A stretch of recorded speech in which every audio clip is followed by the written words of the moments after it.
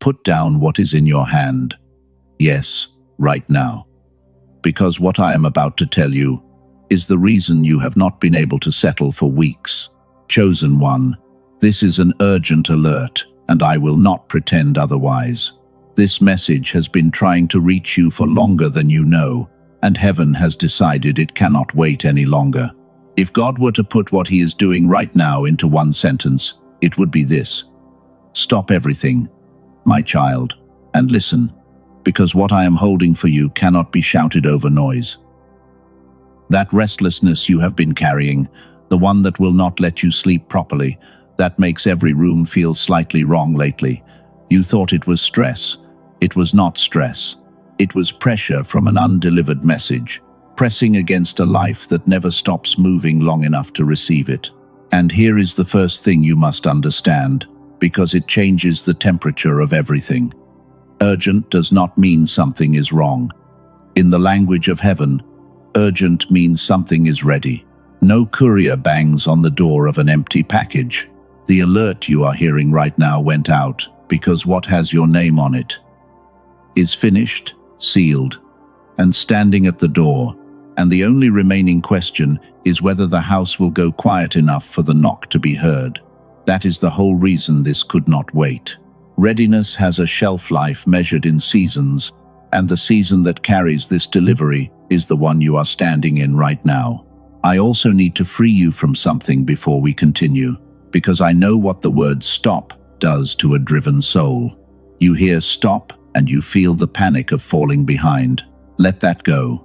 In the kingdom, stopping has never been falling behind. Every person God ever used mightily was stopped first. Stopping, for a chosen one, is not the delay of the assignment. It is the doorway into it. So do not bring me your fear tonight. Bring me your attention. In the next few minutes, you will understand why God had to say stop, instead of simply speaking louder. You will feel the relief of finally knowing what that unexplainable restlessness has been this whole time. And you will be given something practical, a way to quiet the house, starting tonight, so the knock never has to compete with the noise again. Let me prove the restlessness piece immediately, because you have been misreading it for weeks. Think about when it spikes. Not in your worst moments, in your quiet ones. The strange agitation right when you finally sit down. The urge to grab the phone the second silence begins. The feeling, at night, that you are forgetting something important that you cannot name. Anxiety attacks the bad moments. An undelivered word presses on the still ones. The difference matters, because one needs managing and the other needs receiving. What you have is the second kind, and tonight it finally gets received. There is a mechanism behind why the delivery has not landed yet, a real one, with a name. And when you see it, you will understand your entire prayer life in a new light. That is coming in a moment. But first, because heaven honors the ones who answer alerts, instead of scrolling past them, mark yourself present. Type, "I am listening," in the comments right now. Written words are how a chosen one signs for a delivery. Now, before we go further, you deserve to know why this alert came to you and not to everyone. Urgent words are not broadcast, they are addressed. And there are 5 marks on the person this one was addressed to. First, the restlessness we already named, arriving specifically in your quiet moments.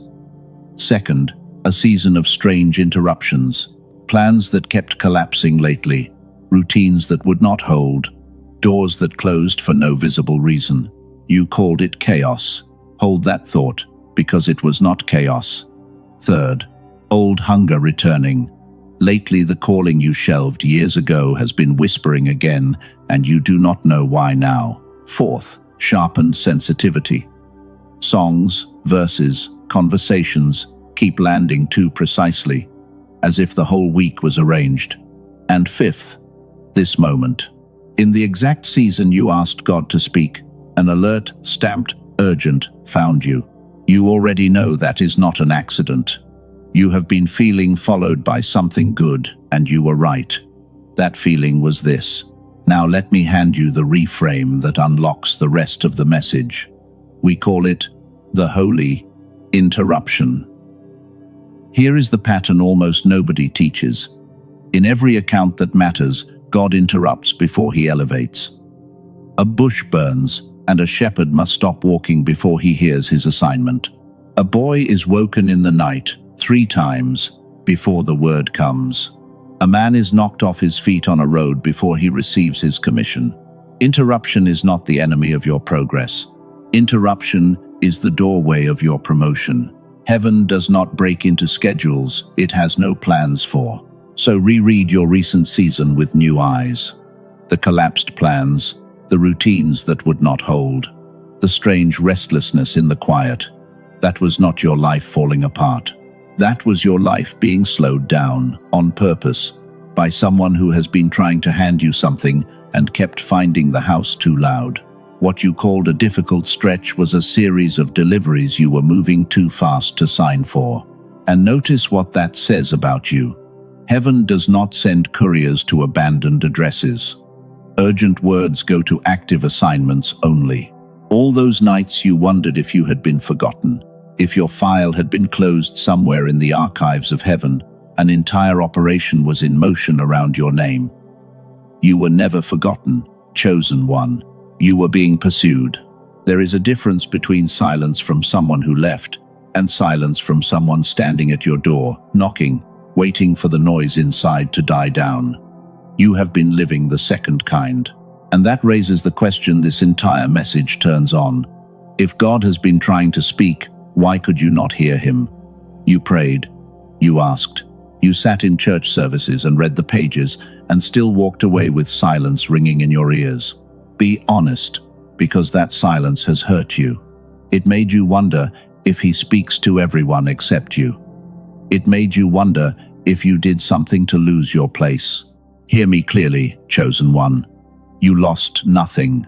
The silence was never on his end. There is something standing between your ears and his voice. Something with a specific shape and a specific cause. And it has been there so long you think it is normal life.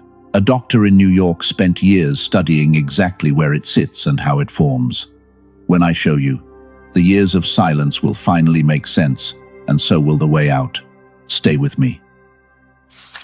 To show you what has been blocking your ears, I need to take you to a mountain, to the strangest listening lesson in all of Scripture. The prophet Elijah stood in a cave, exhausted, asking to hear from God. And the text says, "A great wind tore the mountain apart." But God was not in the wind. After the wind, an earthquake. But God was not in the earthquake. After the earthquake, a fire. And God was not in the fire. And then, after all of it, came what the old translators called a still small voice. A low whisper. And only then did Elijah wrap his face and step out, because only then was God actually speaking. Do you see what heaven was teaching him, and you?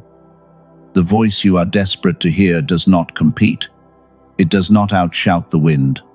It waits below the noise, at a depth only a quiet mind can reach. This is why God said stop everything. Not because he is dramatic, because he is precise. A whisper cannot land in a hurricane, and your inner world, chosen one, has been a hurricane for years. And now we reach the twist in this message, the part that changes everything you thought about your years of silence. You assumed the delay was the timing of God, that he was withholding, testing, making you wait, but the package was ready. The courier was at the door this whole time. What delayed the delivery was never his timing. It was the storm between your ears. We call it the noise veil. A permanent, low-grade hurricane of mental static, so constant you stopped noticing it, hanging like a curtain between you and the whisper. Understand what the veil is made of, because this is where it stops being your fault. It is not just your phone, though the phone feeds it. It is the mind spinning 7 directions at once, the replaying of old conversations, the rehearsing of tomorrow, the background hum of worry that never fully switches off, even in prayer. Especially in prayer. You have knelt down with your body while your mind stayed standing, pacing, checking, planning. The whisper came, It always came. It simply arrived at a mind that had 8 louder things playing. Here is the ancient word for what heaven has been waiting for: Shema. In Hebrew, it means hear, but it never meant only sound reaching ears. It means the hearing that becomes doing, the listening so complete it rearranges your life. And the old rabbis knew what modern life forgot, that Shema requires stillness first. Nobody shemas in a storm. Now picture the version of you on the other side of the veil, because this is where the urgency is taking you. You, 6 months from now, sitting in the early morning with a quiet that used to feel impossible. You ask, and impressions come back clear, specific, actionable. Decisions stop feeling like guesses. The restlessness is gone, because nothing undelivered is pressing anymore. People start asking how you always seem to know your next step. That is not a fantasy version of you.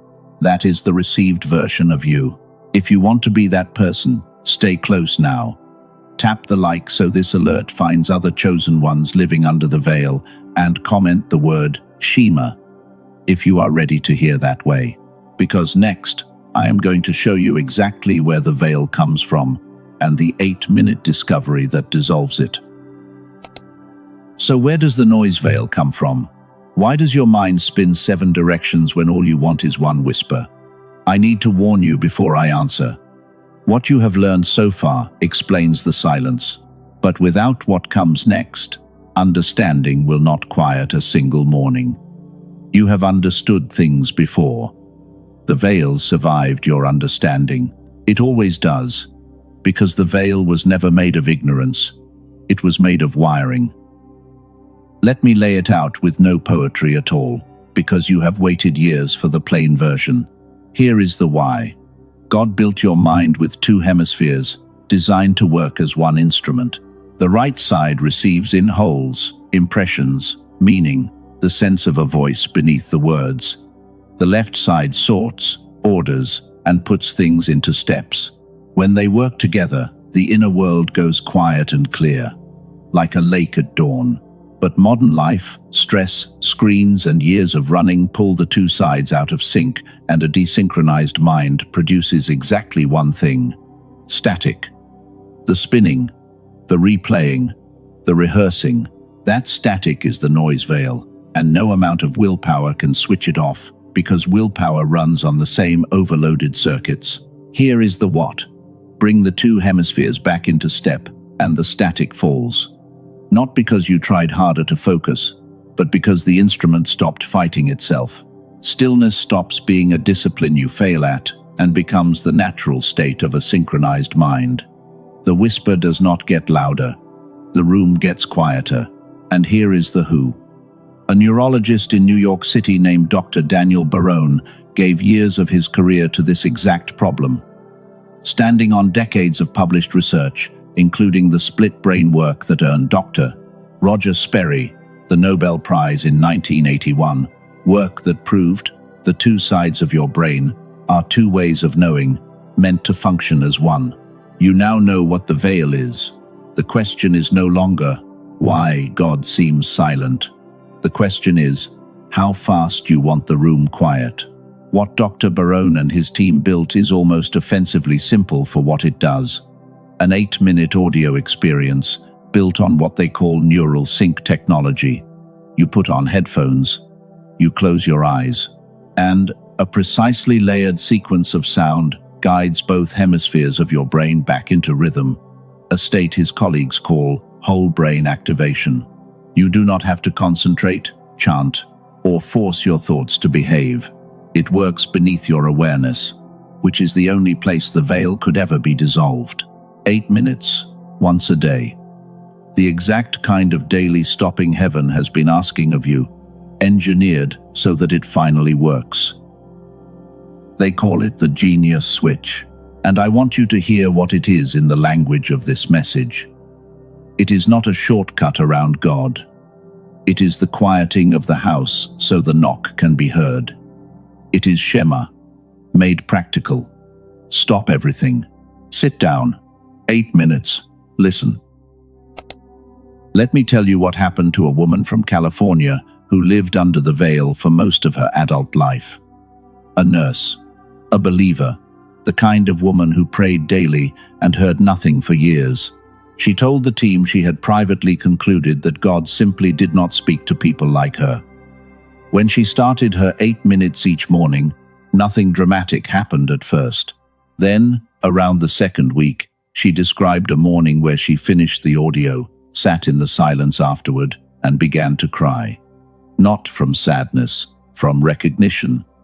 The quiet was back, the quiet she had not felt since childhood.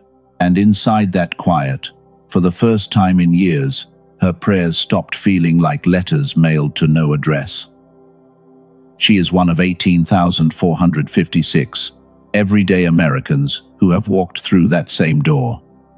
Stacks of 5-star reviews, and the same sentence keeps surfacing in them.